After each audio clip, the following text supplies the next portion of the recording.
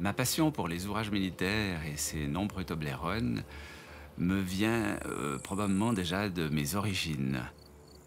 Je suis né à la clinique Saint-Amé, située juste sous le fort de la Galerie du C, et ce que j'ignore, c'est si j'y suis né au son de ces canons.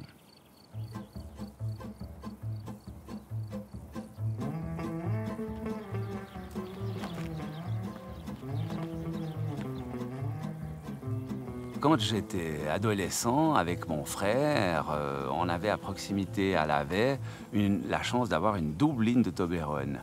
Et du coup a surgi l'idée de non pas jouer à saute-mouton, mais à saute-Toblerone en passant d'un bloc à l'autre.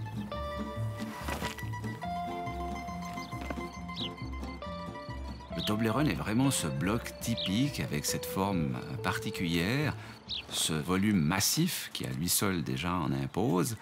Et il a été élaboré par le Bureau des fortifications de Berne et on ne le trouve bien entendu que dans notre pays. La double rangée de Toblerone est pour mettre une couche de dissuasion supplémentaire. Montrer à l'ennemi que c'est vraiment un obstacle qui sera difficile à franchir. Et puis c'est la forme du Toblerone qui nous explique cela. Elle permet au char de mordre avec une chenille et finalement de basculer sur le côté. Le char va présenter la partie la plus faible, la moins blindée, et ce sera encore plus facile de le détruire. Précisément ici à Lavey, les blocs, historiquement parlant, sont protégés, parce qu'on a justement une suite, une continuité historique avec les fortifications qui se trouvent juste en arrière. Et évidemment que c'est bien de conserver, par exemple, un ouvrage à titre historique, mais il faut aussi conserver son contexte.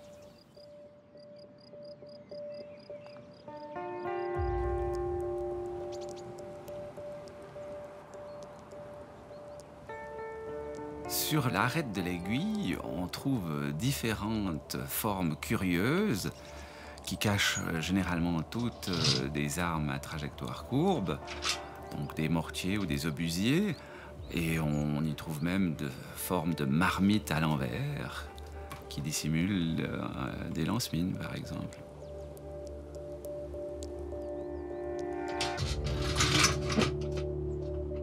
Ma vocation sur la question des ouvrages militaires me vient probablement de mon père qui, lui, a fait service dans les forts, notamment pendant la mobilisation de guerre, et nous racontait de multiples anecdotes. La première passion que j'ai développée était celle de la montagne. Mon père nous emmenait régulièrement sur les sommets. Lui-même passionné de montagne, il disait « placez-vous là et rincez-vous l'œil ».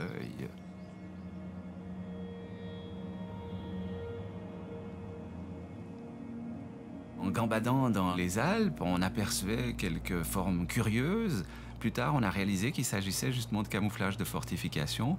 Comme la plupart des fortifications importantes se trouvaient dans les montagnes, précisément, j'ai fait d'une pierre deux coups.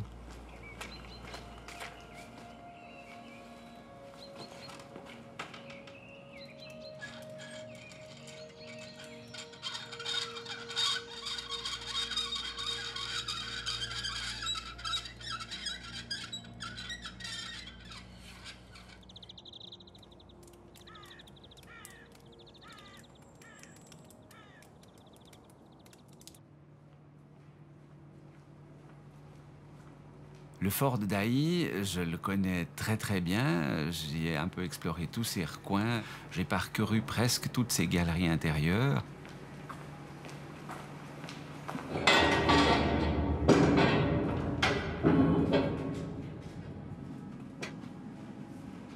On a là les superlatifs les plus fous.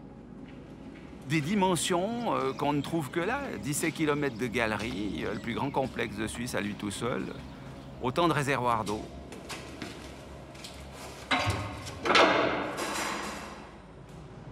Le funiculaire le plus pentu d'Europe, à 2 cabines.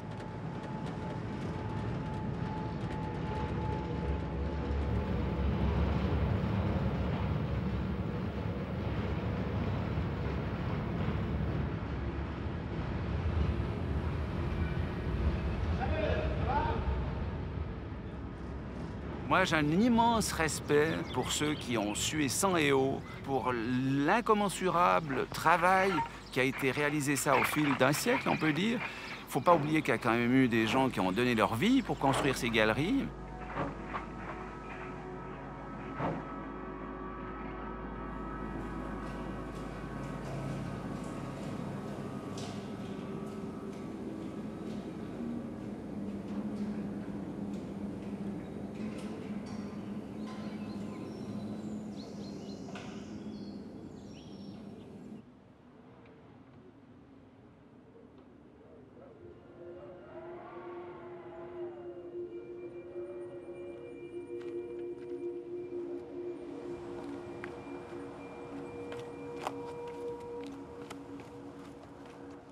Moi, je suis né là au fond de la vallée, et puis plus je m'élève au-dessus où je suis né, plus j'ai l'impression de faire du chemin dans ma vie. Je me sens plus léger. Et quand je monte à Dailly, je monte au paradis.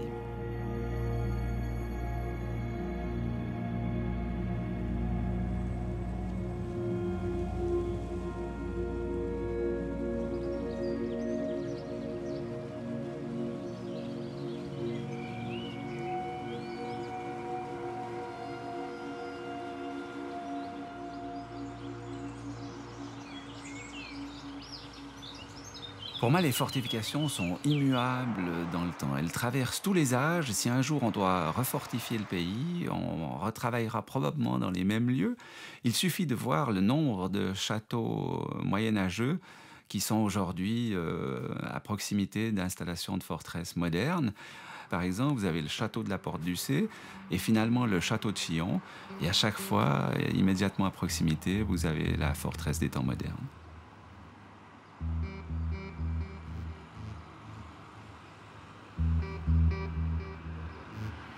Quand on a commencé à parler de la vente des ouvrages qui devenaient obsolètes et qu'on les ouvrait au public, je me suis dit qu'il fallait faire quelque chose pour promouvoir cela. Et en 1992, j'ai eu l'idée de créer l'Association pour la promotion et le soutien de la forteresse helvétique. Je me considère pas comme un spécialiste des fortifications, mais comme un généraliste. Je connais de l'extérieur pratiquement la totalité des objets militaires en Suisse. On en compte presque 22 000.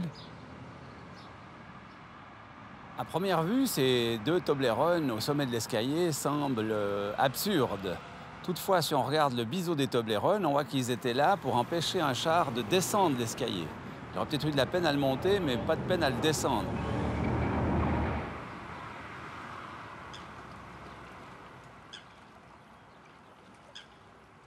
On a aussi une curiosité sympathique en Suisse romande. Ce sont une ligne de Toblerone qui, après avoir traversé une zone marécageuse avec les roseaux et tout, finit par se poursuivre dans le lac. La berge à cet endroit étant porteuse et un char aurait pu tenter un franchissement en passant par le lac. C'est assez particulier, mais cela existe effectivement.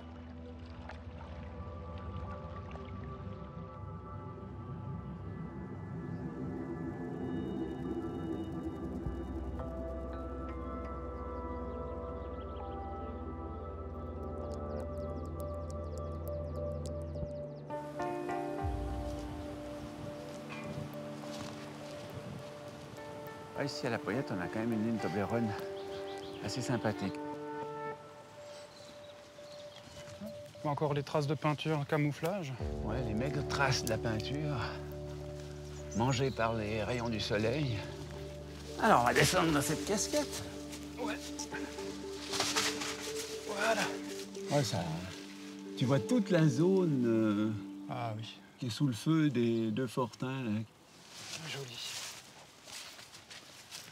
Avec Cédric, on est amis de Toblerone, amis des fortins.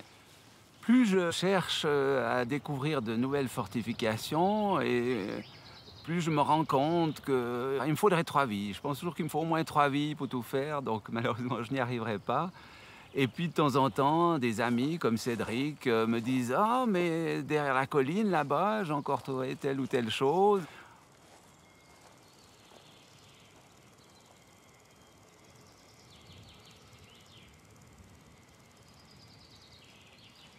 Voilà, Voilà, Pierre, le fameux solitaire dont je te parlais. Ah bah oui, le voilà. En suivant les rails. J'ai appris à aimer la Suisse par les fortifications. Voilà, ça a été un prétexte aussi pour visiter le pays. Quand on fait les fortifications dans le terrain, on voit les paysages, on voit les villages, on voit l'identité suisse finalement. Et puis j'ai tout de suite adoré cet environnement. Regarde le Mont Blanc comme il est magnifique, avec ses neiges éternelles. Ce matin, il est vraiment superbe là. Ah, quelle belle vue.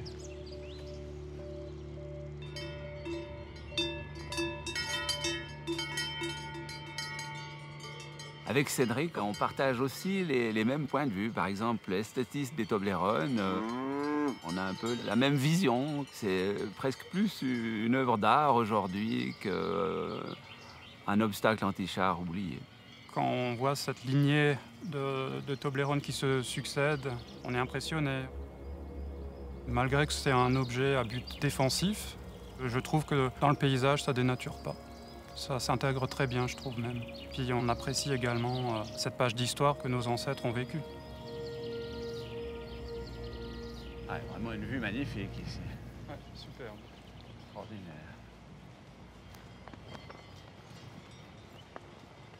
Bonjour. Bonjour. Vous habitez dans une carte postale ici. J'espère que c'est magnifique. Super. C'est magnifique, oui. Oui. Bonne journée. Au Au revoir. revoir.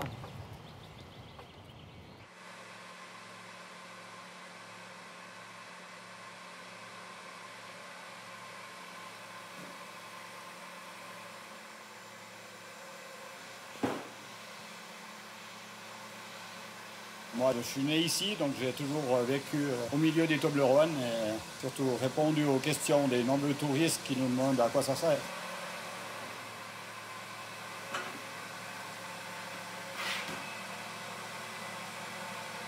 À l'approche de la Poyette, il est entouré de Toblerones qui traversent le chalet parce qu'ils sont collés du côté est et du côté ouest. Ils sont accrochés carrément au chalet.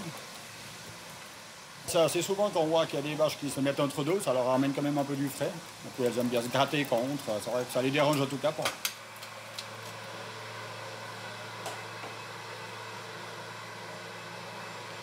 On a beaucoup de touristes français qui passent, comme on est à 1 kilomètre de la frontière.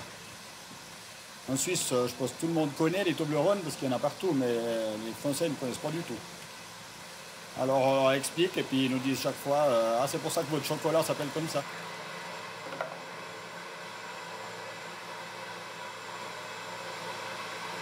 On pourrait presque dire qu'on pourrait aujourd'hui faire une appellation là-dessus. Oui, à l'appeler fromage de l'alpage des Toblerones. Je ne sais pas si l'interprofession du gruyère rentrerait en matière là-dessus. Tiens, le tuyau sur le bord, tiens-le sur le bord. Voilà, comme ça, ouais.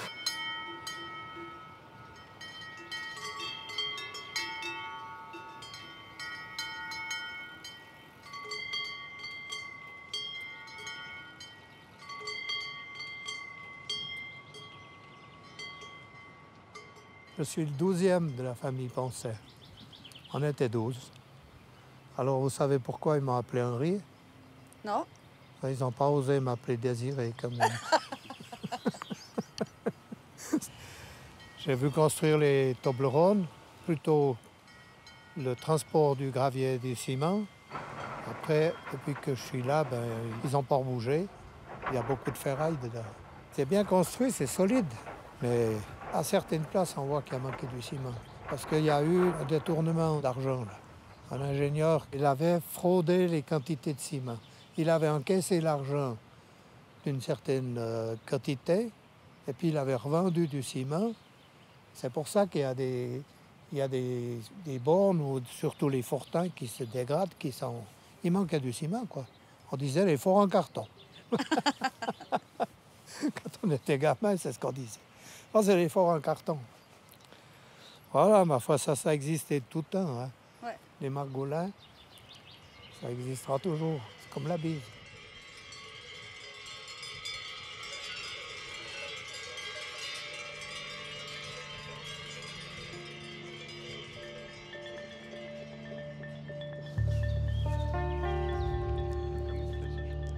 encore resté en bon état, là, même s'il a perdu une tablette de fenêtre. Toujours son effet. Il fait encore illusion. Ouais. J'ai beaucoup d'admiration pour ceux qui ont réussi à faire parfois des camouflages absolument fantastiques. On a poussé le mimétisme de ces faux chalets, parfois jusqu'au paroxysme. Et le fait d'avoir des faux chalets, eh bien, imaginez-vous pour un ennemi, tout chalet suisse est susceptible d'être un bunker.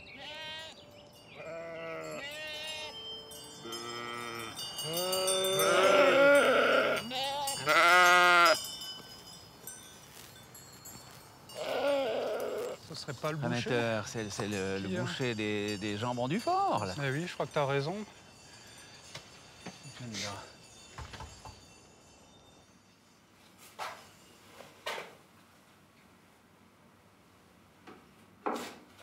L'idée d'affiner des jambons dans un fort, tout simplement parce que j'adore relever des défis. On doit sécher quelque chose dans un lieu très humide. Alors, c'est vraiment expérimental, alors. C'est vraiment expérimental. Alors, je serais normalement le seul en Suisse à faire un produit carné dans un fort militaire. Ah, voilà. La température, c'est pas un problème. On est à 8 degrés, constant, été comme hiver. Par contre, alors, ouais, le taux d'humidité, Parce qu'il y a tendance à varier entre l'été et l'hiver. ça a tendance à varier et on peut atteindre, passer 80% d'humidité. Et le goût de la viande, on le ressent et... Ah oui. Les jambons ont le goût du fort. Oui. Carrément. Ah oui, carrément. Ah oui, carrément. Carrément. Ça, c'est faux. Alors après, voilà, il n'y a pas de demi-mesure. C'est soit on aime, soit on n'aime pas.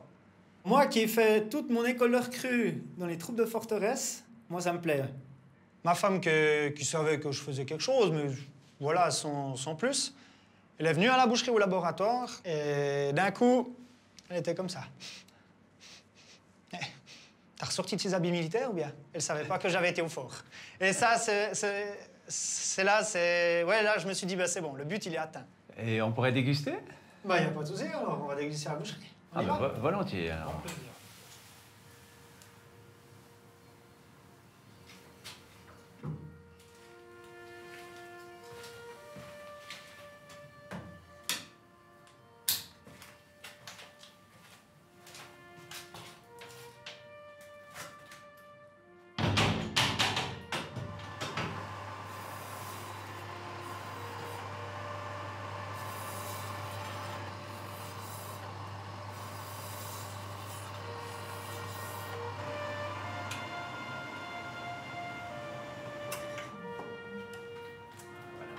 Alors voilà, En tout cas, ça présente bien. Super. voilà le produit fini. On va voir à quoi ça ressemble.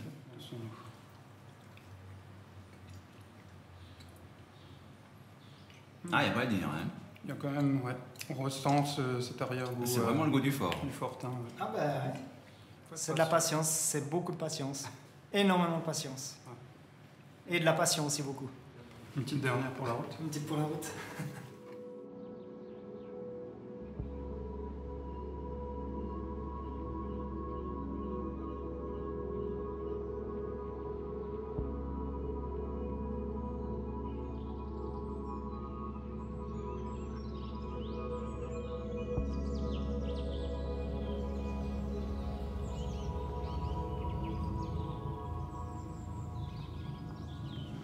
Ça fait bien plus d'une année qu'on s'est pas revus, là. Oui, depuis notre dernière rencontre à Neuchâtel. Ben voilà, hein, ce sommet de la Promontouse, là, avec les premiers blocs, là. Puis ce magnifique panorama. Il est même mentionné Fort Villarose. Bon, Fort, ils oublient toujours de mettre 10 minutes. Il est Fortin, Villarose. Cette ligne de la Promontouse est particulière en ce sens qu'on a ici le plus grand barrage en Toblerone de Suisse. Si on a quelques blocs au départ de la ligne ici, ensuite, en sortie de forêt, on a sans discontinuité 7 km de Toblerone jusqu'au lac. Chaque bloc est en moyenne 7 tonnes, hein, posées au sol, et on en compte environ 3000 sur cette ligne. Alors voilà, ce fameux fortin de Bergerie-Lac, là, qui a été assaini dans les... C'est un travail de titan qui a été réalisé en l'espace d'une année, hein, y compris tous les ouvrages fortifiés qui vont avec, une petite vingtaine. Effectivement, il a fallu encore camoufler tout ça. Hein. Aujourd'hui, la peinture, il n'y a plus que des traces, mais à l'époque, il y a encore tout le travail de camouflage qui s'est fait. La particularité aussi de trouver les premières fausses villas de Suisse sur la route suisse avec la villa rose et la villa verte qui ont été camouflées dès l'origine sous cette forme. Voilà, monsieur Baumgartner. Ah, oui. Merci de nous recevoir, Agnès Muller de la Villa Rose, les voisins d'à côté. Bonjour, Pierre Fay. Un ami passionné de fortification. Très bien. Puis on a appris récemment que vous êtes le nouveau locataire de la Villa Verte. Alors ça nous intéresse. Voilà, c'est très récent, oui. Alors on vous suit. On va la regarder. D'accord.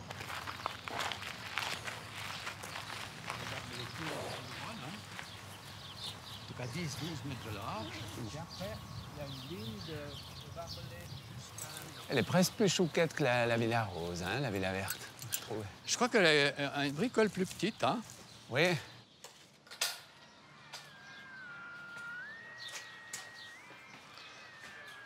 Voilà. Et ben voilà. Beau cantonnement. En état d'origine, là, c'est sympa de voir que... Ouais. Il manque un petit peu de matériel, mais il y a encore l'équipement des lits, là. Ouais. Ils n'ont jamais rechangé l'éclairage, tu vois, il est resté d'époque, c'est intéressant. Ah, si je compte bien, il y a quand même 24-25 places, là. Mais là, c'est vraiment le petit luxe de plus, avec le toit. La défense extérieure avait un logement avec tout l'équipement, le chauffage à bois et tout, voilà. Que les autres, ils étaient plutôt cachés derrière un sapin. Hein. Avec Pierre, on pourrait dire que l'on est copains de Toblerone parce qu'il nous a ouvert des portes, justement, d'ouvrages inédits, si l'on peut dire, à travers voilà, le territoire de Suisse.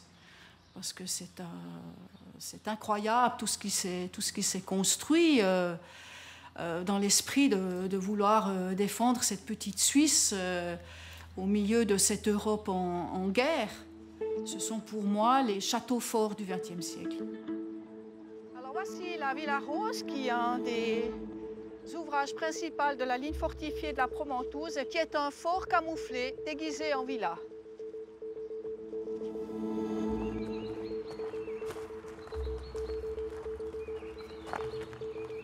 Alors, bon, le nom Toblerone, c'est la question, est-ce que les Toblerone, la barre chocolatée, a existé avant ces constructions en béton ou est-ce que c'est le contraire, le chocolat a été créé après sur le modèle de ces obstacles? Ben non, le chocolat, ça date du début des années 1900. Quand je fais visiter le sentier, ben c'est l'histoire, c'est clair, de montrer tout ce qui a été construit. Plan incliné, justement, côté ennemi. C'est aussi agréable pour moi de cheminer avec les gens dans ce paysage qui est bucolique, puisque ce sentier fait partie des sentiers nature.